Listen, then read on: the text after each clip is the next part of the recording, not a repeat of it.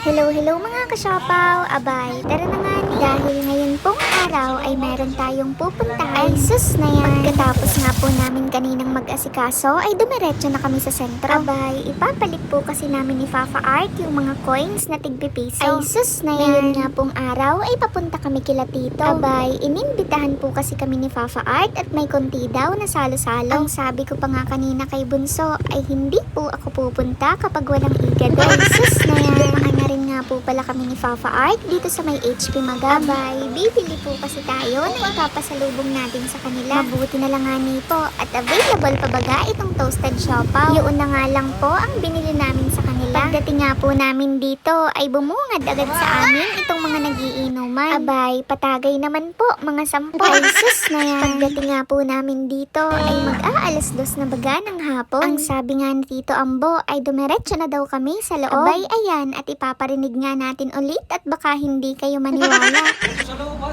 Ang sabi lang nga ni ay dumiretso daw sa loob. Abay, hindi na baga kami nagmalay ni Fafa Art at dumiretso na kami ng kain. Ay sus na yan. Mabuti na lang nga ni po at paghain baga ay merong igado. Meron din nga pong dinuguan, ang kulang na lang ay puto. Ay sus na yan. At kung ano-ano pa baga ang hinahanap. Pagkatapos nga pong kumain ay meron pang pakwan na kahain. Meron din nga ni pong coke para yung kinain baga ay umabot agad sa tuhod. Ay talaga namang aalis ka nga ni dito ng busog. Pagkatapos nga pong kumain ay kami naglakad-lakad muna. Abay, ayan at may good news nga po pala kami sa inyo. Sa mga wala nga pong itlog dyan ay mag-order na kayo. Sus na yan. Abay, baka wala na po kasi kayong lulutuin bukas na pang-ulam para sa sinangag ay mag-message na po kayo. Ang kaibahan nga po ng itlog namin ay lasang fried chicken na baga po agad kapag pinirito. Ay sus na yan. Abay, hindi po kasama yung model dyan ha. Nung pauwi na nga kami ni Fafa Art ay dumaan na rin po kami dito sa may St. John. Magpipray at magpapasalamat nga lang po kami dahil sa mga natatanggap namin na blessings. Maliit o malaki man nga ang blessings ay kailangan natin maging thankful para mas marami pa ang dumating na biyaya. May mga bagay po kasi tayong hinihiling at hindi na natin napapansin kung ano ang meron tayo ngayon. Kaya palagi lang rin po kayong maging grateful para mas magaan ang buhay. Abay, tara na mga kasiopaw at samahan niyo naman kami ni Fafa Art na pumunta sa sentro para mamalengke. Bili po kasi kami ng chicken ngayon para sa burger bukas. Abay, pasensya na nga po at hindi kami nagbukas ng tindahan ngayon dahil naubusan kami ng stocks. Gagawa pa nga lang po kami ulit para may paninda bukas. At syempre, sa mga gusto pong bumisita dito sa tindahan ay open po kami bukas ng alas 3 ng hapon. Pagka-uwi nga po namin ng bahay ay isa-isa ko na rin nilinisan itong manok. Nung mag-aalasing ko na rin nga po ng hapon ay biglang dumilim ang langit. Abay, mukhang bubuhos na naman nga po ang ulan. Habang nagfi-fillet nga po ako ng chicken ay biglang umorder sa atin si tita nitong fried siomai. Sa mga nagtatanong pa rin nga po ng location ay dito nyo lang po kami matatagpuan sa Awitan Daet malapit sa Barangay Hall. Abay, hanggang dito na lang mga kasiopaw. Maraming salamat sa panonood. Bye bye!